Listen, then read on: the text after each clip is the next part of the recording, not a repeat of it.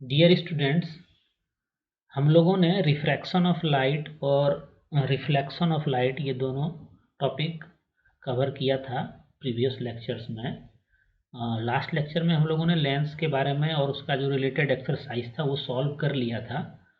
तो वो चैप्टर हमारा वो टॉपिक कंप्लीट हो चुका है। अब इसका जो नेक्स्ट टॉपिक है, नेक्स्ट चैप्टर जो है आपके बुक में, the human I and the colourful world, इसके बारे में हम लोग आज पढ़ेंगे।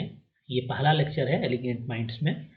और आज हम लोग ह्यूमन आई के बारे में पढ़ेंगे। क्या हमारा जो ह्यूमन आई है उसमें भी कोई लेंस होता है, उसमें भी कोई इमेज फॉर्म होता है? अगर इमेज फॉर्म होता है तो किस नेचर का फॉर्म होता है? और हमारा आई किस प्रकार से किसी ऑब्जेक्ट का इमेज फॉर्म करता है? ठीक है, ये सब सारा चीज़ हम लोग समझेंगे आज के लेक्चर में।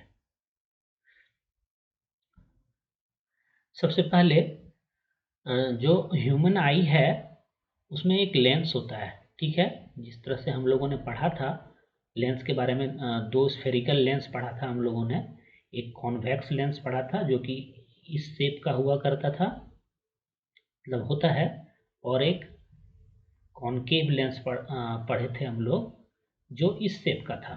ठीक है, तो ह्यूमन आई में जो लेंस रहता है वो कॉन्वेक्स नेचर का रहता है। ठीक है, कॉन्वेक्स नेचर का रहता है लेंस, और इसी लेंस के बदौलत हम लोग कलरफुल वर्ल्ड को देख पाते हैं। ठीक है, अच्छा, ये तो हम लोग पढ़ेंगे ही इस चैप्टर में। इसके अलावा हम लोग रेनबो रेनबो जरूर आप लोगों ने देखा होगा। रेनबो फॉर्मेशन जो होता है उसके पीछे क्या फिजिक्स है और वो किस कारण से फॉर्म हो रहा है वो भी समझेंगे आने वाले लेक्चर्स में। फिर हम लोग ये भी समझेंगे कि वाइट लाइट जो है वो कॉम्बिनेशन ऑफ 7 कलर्स कैसे है। वाइट लाइट जो हम लोगों को दिखता है सन से आने वाला लाइट, वाइट लाइट जो है वो कॉम्बिनेशन ऑफ 7 कलर्स कैसे है, उसको कैसे हम लोग स्प्लिट कर सकते हैं, ये भी समझेंगे। इसके अलावा कुछ फिनोमिना है, नेचुरल फिनोमिना है, जैसे कि स्काई ब्लू कलर का क्यों दिखता है, क्या वो ब्लू कलर का है या किसी रीजन से ब्लू कलर का दिख रहा है, ये हम लोग समझेंगे ये आने वाले लेक्चर्स में। ठीक है, तो सबसे पहले ह्यूमन आई के बारे में हम लोग देख लेते हैं। ह्यूमन आई में लेंस होता है, ये हम लोग जान रहे हैं, और वो किस नेचर का होता है? कॉन्वेक्स नेचर का लेंस होता है। ठीक है, ये हमारा ह्यूमन आई है। आप यहाँ पे देख सकते हैं कि यहाँ पे जो ये स्ट्रक्चर है ये ह्यूमन आई का स्ट्रक्चर है। यहाँ पे हम लोग बारी बारी से समझेंगे सभी चीज़ों को। सबसे पहले तो जो आई है हमारा वो सेंस ऑर्गन है, क्योंकि ये सेंस करता है, किसी भी ऑब्जेक्ट के इमेज को सेंस करता है आई, इसीलिए ये एक सेंस ऑर्गन है और ये बहुत ही सेंसिटिव है। ठीक है, अच्छा, जिस प्रकार से हमारा अगर आप देखें तो कैमरा जिस प्रकार से काम करता है लगभग उसी प्रकार से जो ह्यूमन आई है उसी प्रकार से काम करता है। कैमरा किस प्रकार से काम करता है आप लोगों ने जरूर पिक्चर क्लिक किया होगा कैमरा में, अभी तो ये बहुत ही आम बात है।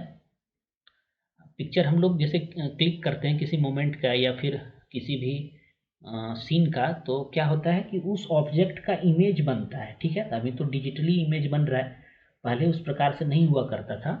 पहले वो फिल्म वाला कैमरा आता था और वो नेगेटिव उसमें रहता था, जिसको नेगेटिव हम लोग बोलते थे, और उससे क्लिक करने के बाद उसका जो इमेज है वो उस फिल्म पे, जो कि एक स्क्रीन के तौर पे काम करता था, उस पर इमेज फॉर्म होता था, और फिर उस नेगेटिव के हेल्प से फोटो तैयार किया जाता था। ठीक है, तो अभी अभी का भी जो डिजिटल कैमरा है लगभग वैसा ही है, लेकिन यहाँ पे सब कुछ डिजिटली हो रहा है और वो बहुत ही फास्ट तरीके से हो रहा है। हम किसी भी ऑब्जेक्ट का इमेज लेते हैं और जैसे ही क्लिक करते हैं हमारा फ़ोन जो है उसको डिजिटली एक इमेज में कन्वर्ट कर देता है।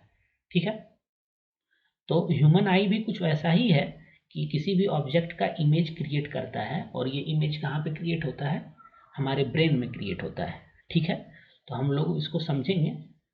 अच्छा, जब भी कहीं पर इमेज फॉर्म हो रहा होगा तो वो तो स्क्रीन पर होगा, इमेज कहीं भी फॉर्म होगा तो वो स्क्रीन पर होगा।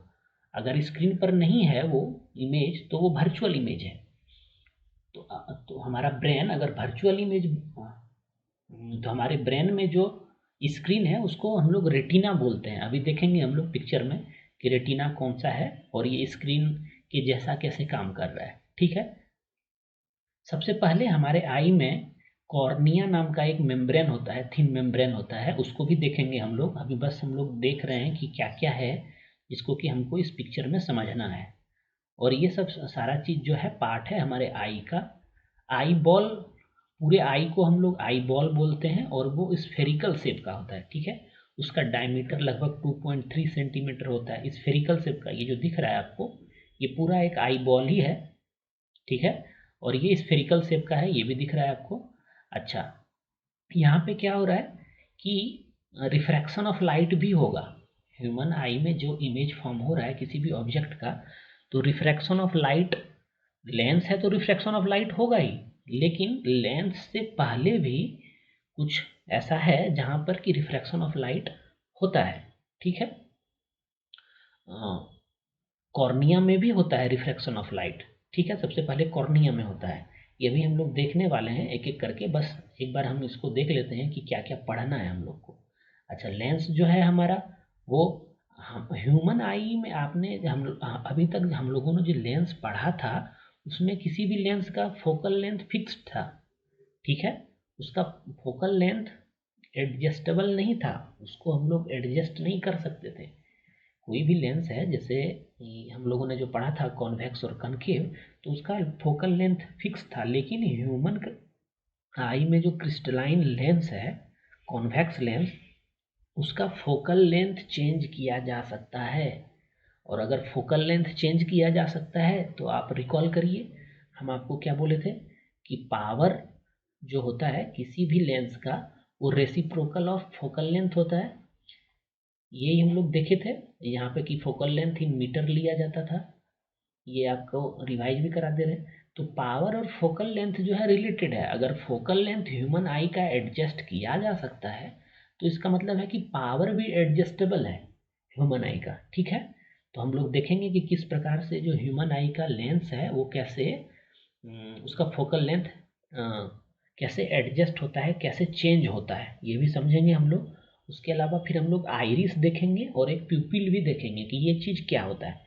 ठीक है, तो सबसे पहले यहाँ आप देखिए, ये जो है हमारा ह्यूमन आई है। ठीक है, और यहाँ पे आपको ये जो पोर्शन दिख रहा है आपको, ये स्ट्रक्चर जो दिख रहा है आपको, ये लेंस है। हमारे आई में जो लेंस होता है वो कुछ इस प्रकार के स्ट्रक्चर का होता है। और ये स्ट्रक्चर आपको देख के समझ में आ रहा होगा कि ये किस प्रकार का लेंस है। ये जो लेंस है ये कॉन्वेक्स नेचर का लेंस है। कॉन्वेक्स नेचर का लेंस हम लोग समझ चुके हैं प्रीवियस लेक्चर्स में। तो ये यही क्रिस्टलाइन लेंस है जो कि हमारे आई में मौजूद होता है। यहाँ पे इंडिकेट भी किया है, ये क्रिस्टलाइन लेंस है। ठीक है, इसके अलावा क्या है, लेंस तो हम लोग देख लिए। अब हम लोग कॉर्निया किसको बोलते हैं ये समझना है हम लोगों को। कॉर्निया देखिए यहाँ पे शो किया है, ये कॉर्निया है। और ये कॉर्निया है क्या, ये आउटर लेयर थिन मेम्ब्रेन है एक। ये हमारे आई में जो आउटर थिन मेम्ब्रेन रहता है उसको कॉर्निया बोलते हैं। ठीक है, ये लेंस से ये पोर्शन कॉर्निया है, यहाँ पे दिखा है देखिए, ये जो पोर्शन है ये कॉर्निया है। ठीक है, ये थिन मेम्ब्रेन होता है। ठीक है, और क्या होता है जब लाइट इंटर करता है अ, हमारे आई पे, इधर से मान लेते हैं इंटर कर रहा होगा लाइट, तो सबसे पहले ये कॉर्निया से ही पास होता है। और जो रिफ्रैक्शन ऑफ लाइट सबसे पहले अकर होता है वो कॉर्निया पर ही होता है। ये क्या है, ये एक तरह से ट्रांसपेरेंट मीडियम है कॉर्निया, क्योंकि अल्टीमेटली इस रे को जो है लेंस तक जाना है और लेंस फिर इमेज फॉर्म करेगा। लेकिन लेंस से पहले ही ये जो कॉर्निया है ना, वहाँ रिफ्रैक्शन ऑफ लाइट, लाइट का रिफ्रैक्शन हो चुका होता है। लेकिन जो एडजस्टेबल चीज़ है वो फिक्स्ड है, वो हर एक लाइट के लिए होगा वैसा रिफ्रैक्शन। ठीक है, लेकिन जब वो रे यहाँ से कॉर्निया से आगे लेंस तक पहुँचता है तो लेंस का जो है ह्यूमन आई में जो लेंस है उसका फोकल लेंथ एडजस्टेबल होता है। तो हमको जैसा ज़रूरत पड़ेगा वैसा अपने आप ये जो लेंस है उसका फोकल लेंथ या तो इंक्रीज होगा या तो डिक्रीज हो जाएगा। लेकिन ये कॉर्निया के केस में वैसा नहीं हो सकता है। कॉर्निया के केस में जो रिफ्रैक्शन होगा वो हमेशा फिक्स्ड है, एक ही नेचर का होता रहेगा, ठीक है। लेकिन सबसे पहले रिफ्रैक्शन कहाँ पे होगा? कॉर्निया में होगा, जैसे ही लाइट इंटर करेगा हमारे आई में। Most of the refraction from the light is in during the I occurs at the outer surface of the cornea, ठीक है। अच्छा, ये हम लोगों ने समझ लिया। अब यहाँ पे देखिए ये तो कॉर्निया हो गया, कॉर्निया हम लोग समझ लिए, ये समझ लिए। अब यहाँ पे है आइरिस। आइरिस किसको बोलते हैं? आइरिस देखिए यहाँ पे शो किया गया है, ये जो स्ट्रक्चर है ना, ये स्ट्रक्चर, ये आइरिस है। ये कर क्या रहा है कि ये आइरिस, ये कॉर्निया के पीछे है, ठीक है, और ये मस्कुलर है। मतलब क्या? इसमें मसल्स होता है, और ये मसल्स क्या करता है? कॉन्ट्रैक्ट करता है और एक्सपेंड करता है, जैसा जरूरत होगा वैसा करेगा। अब आप देखिए यहाँ पे, अगर ये मसल्स आइरिस जो है अगर एक्सपेंड करेगा तो क्या हो जाएगा?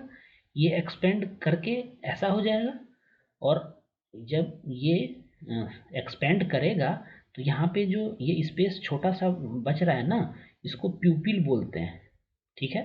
तो ये जो यहाँ पे स्पेस बचा होल, इसको प्यूपिल बोलते हैं। इसको अलग कलर से दिखाते हैं, इसको जैसे हम रेड कलर से दिखा रहे हैं, ठीक है। इसको प्यूपिल बोलते हैं। ये जो स्मॉल पोर्शन है और इसके दोनों तरफ ये आइरिस है,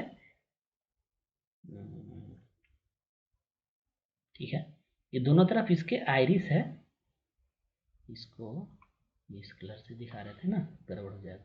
ये ब्लू कलर वाला ये आइरिस है दोनों तरफ से, और ये मस्कुलर ऑर्गन, मतलब मस्कुलर मसल्स का बना हुआ है। तो या तो ये एक्सपेंड करेगा या तो फिर ये क्या करेगा?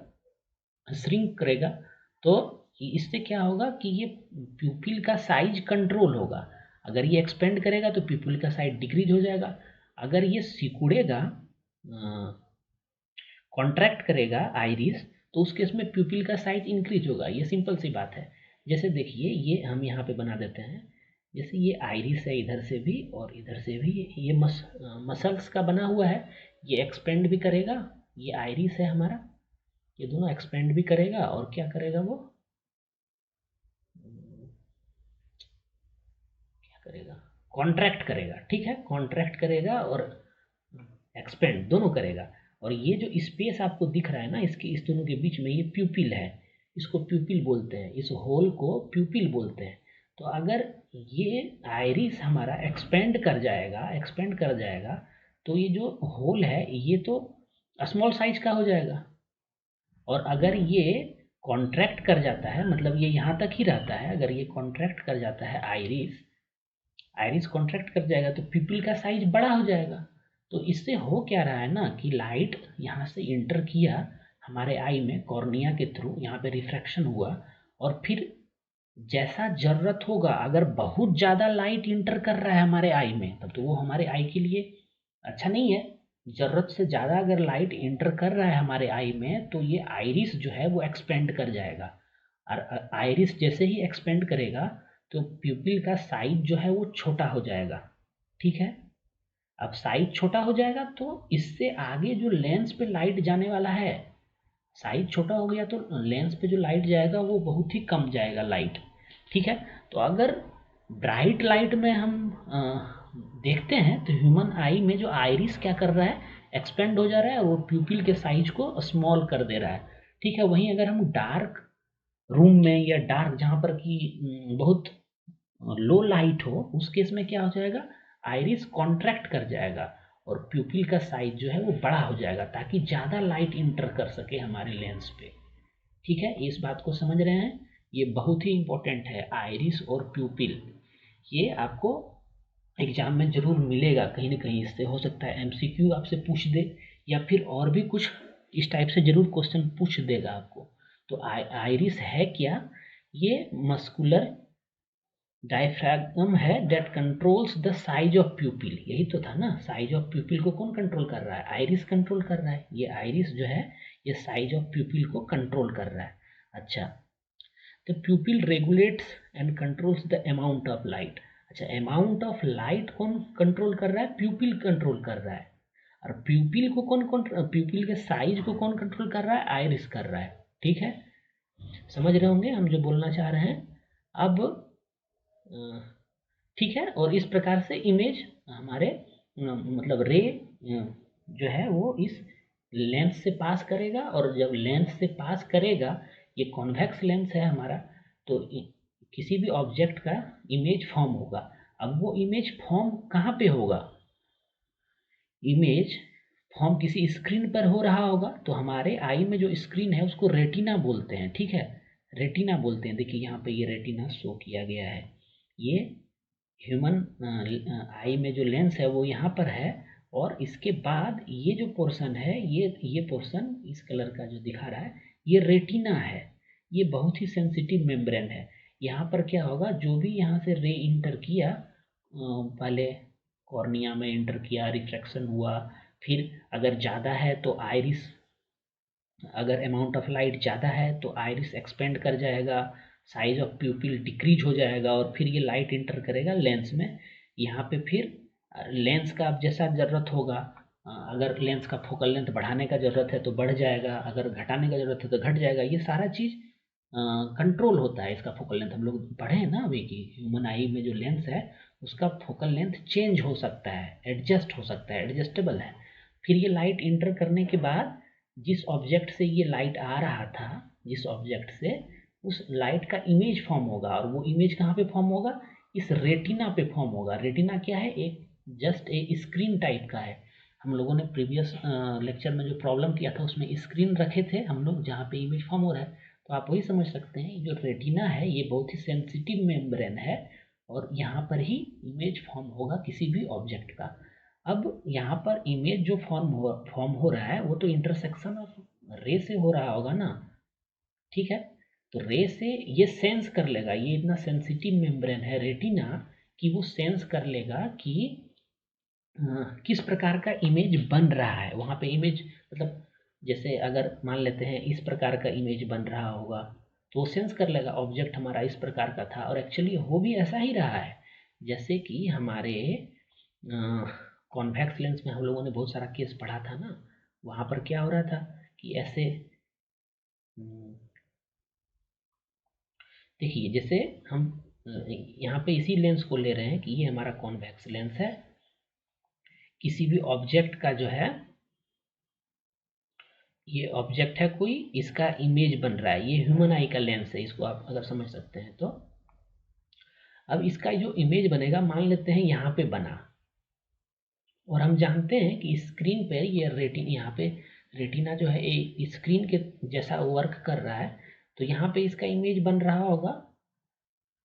ये बना इमेज, ये रेटिना पे बना होगा, ये रेटिना पे बनेगा।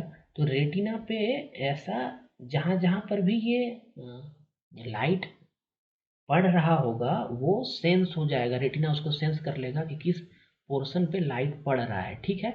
अब क्या करेगा कि ये रेटिना जो है ना, ऑप्टिक नर्व से, ये ऑप्टिक नर्व हमारा ब्रेन से जुड़ा हुआ रहता है, ठीक है। नर्व आप लोग जानते होंगे, नर्वस सिस्टम पढ़े होंगे बायोलॉजी में।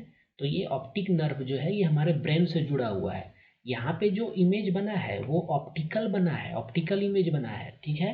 लेकिन ऑप्टिक नर्व के थ्रू ये ऑप्टिकल सिग्नल जाएगा, ये सिग्नल चला जाएगा यहाँ से, कहाँ पे चला जाएगा? ब्रेन में।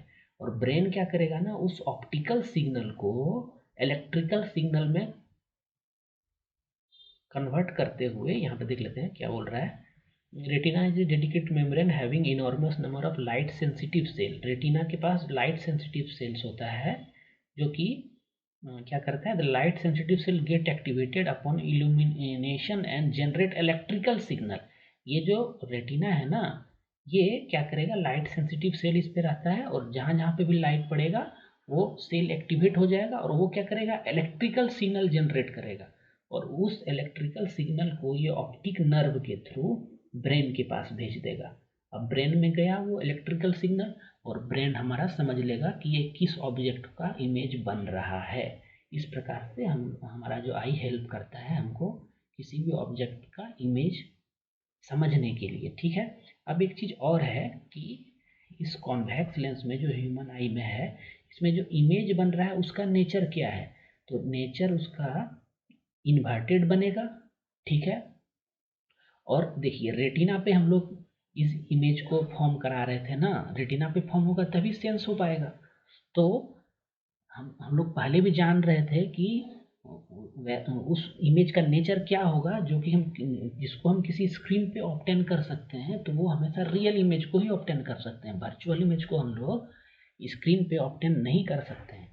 तो इस इमेज का नेचर क्या हो जाएगा, ये तो पहले इन्वर्टेड बनेगा। जो ह्यूमन लेंस से जो इमेज बन रहा है रेटिना पे, वो इन्वर्टेड बन रहा है और रियल इमेज बन रहा है, ठीक है। और ये क्या बन रहा है, ये स्मॉलर देन ऑब्जेक्ट भी बन रहा होगा, यहाँ पे नहीं लिखा है लेकिन स्मॉलर देन ऑब्जेक्ट भी बन रहा होगा। लेकिन हमारा ब्रेन ये ऑब्जेक्ट था, ये ह्यूमन लेंस है, ह्यूमन आई में जो लेंस है वो है, इसका इमेज इन्वर्टेड फॉर्म कर दिया और ये इलेक्ट्रिकल सिग्नल ये हमारा ब्रेन में ऑप्टिक नर्व के थ्रू चला गया। लेकिन ब्रेन जो है ना, इसको जो इंटरप्रेट करेगा, ये इन्वर्टेड इमेज के तौर पे इंटरप्रेट नहीं करेगा। हमारा ब्रेन तो बहुत ही क्या बोलते हैं उसको, इंटेलेक्चुअल ऑर्गन है ना ह्यूमन बॉडी का। तो ये इसको इन्वर्टेड इमेज तो इन्वर्टेड था, लेकिन जब ब्रेन इसको सेंस करेगा तो फिर इसको इरेक्ट सेंस करेगा और हम लोग समझ लेंगे कि इस ऑब्जेक्ट का ये इमेज बन रहा है, ठीक है। इतना कुछ हो रहा है हमारे आई और ब्रेन के बीच में, तब फिर हम लोग देख पाते हैं। अब इसमें नेक्स्ट टॉपिक जो है वो पावर ऑफ एकोमोडेशन है। अभी हम लोगों ने देखा था कि ह्यूमन आई में जो ये लेंस है, इसका फोकल लेंथ एडजस्ट हो सकता है, मतलब फोकल लेंथ इंक्रीज भी हो सकता है, डिक्रीज भी हो सकता है, ठीक है। तो उसी को हम लोग इस पावर ऑफ एकोमोडेशन में पढ़ेंगे नेक्स्ट लेक्चर में, ठीक है। और उसके बाद फिर डिफेक्ट्स है वो भी पढ़ेंगे, लेकिन नेक्स्ट टॉपिक जो होगा हमारा वो पावर एकोमोडेशन होगा। यहाँ इसमें कुछ समझने में दिक्कत नहीं होगा, जैसा कि हमको लग रहा है कि समझने में दिक्कत नहीं होगा। आप इसको फिर से एक बार पढ़ सकते हैं, समझ सकते हैं। अगर कहीं पे प्रॉब्लम कुछ होता है तो आप हमें पूछ सकते हैं। ये इसमें क्या क्या इम्पोर्टेंट था, आइरिस बहुत ही इम्पोर्टेंट था, प्यूपिल बहुत ही इम्पोर्टेंट था, कॉर्निया भी है इसमें, ह्यूमन लेंस तो आप जान रहे हैं, रेटिना है, ऑप्टिक नर्व है। अच्छा, एक दो चीज़ और है जो कि यहाँ पे छूट रहा है, वो भी हम बता देते हैं आपको। ये सब चीज़ तो हम लोग देख चुके हैं। यहाँ पे देखिए कुछ ये लिखा हुआ है, क्या लिखा हुआ है, एक्वस ह्यूमर। ये जो है ना, ये एक प्रकार का लिक्विड है जो कि इस कॉर्निया और इस लेंस के बीच में रहता है। इस लेंस के बीच में जो लिक्विड रहता है इस पोर्शन में, इसको हम लोग बोलते हैं एक्वस ह्यूमर। और इस लेंस और रेटिना के बीच में जो लिक्विड रहता है इस पोर्शन में, उसको बोलते हैं हम लोग विट्रियस ह्यूमर, ठीक है। तो सारा चीज़ यहाँ पे हम एक्सप्लेन कर चुके हैं, क्या है कॉर्निया, क्या है लेंस, क्या है एक्वस ह्यूमर, क्या है प्यूपिल, क्या है आइरिस, क्या है। और जिस मसल्स से अभी नेक्स्ट टॉपिक में जब हम पढ़ेंगे तो इसी मसल्स के बारे में पढ़ेंगे। जिस मसल्स से अटैच होता है ना ये हमारा लेंस आई में, उस मसल्स को देखिए, जैसे ये यहाँ तक लेंस है ना, लेकिन ये अटैच है हमारे आई से इस मसल्स के थ्रू, इस मसल्स के थ्रू अटैच है, तो इसको सिलियरी मसल्स बोलते हैं, ठीक है। तो हम लोग अब नेक्स्ट लेक्चर में पावर ऑफ एकोमोडेशन पढ़ेंगे, ठीक है। अगर आपको हमारे लेक्चर से कुछ बेनिफिट हो रहा है तो आप हमको लाइक, शेयर और सब्सक्राइब करके जता सकते हैं, ठीक है। फिर हम लोग मिलते हैं नेक्स्ट लेक्चर में। Thanks for watching elegant minds.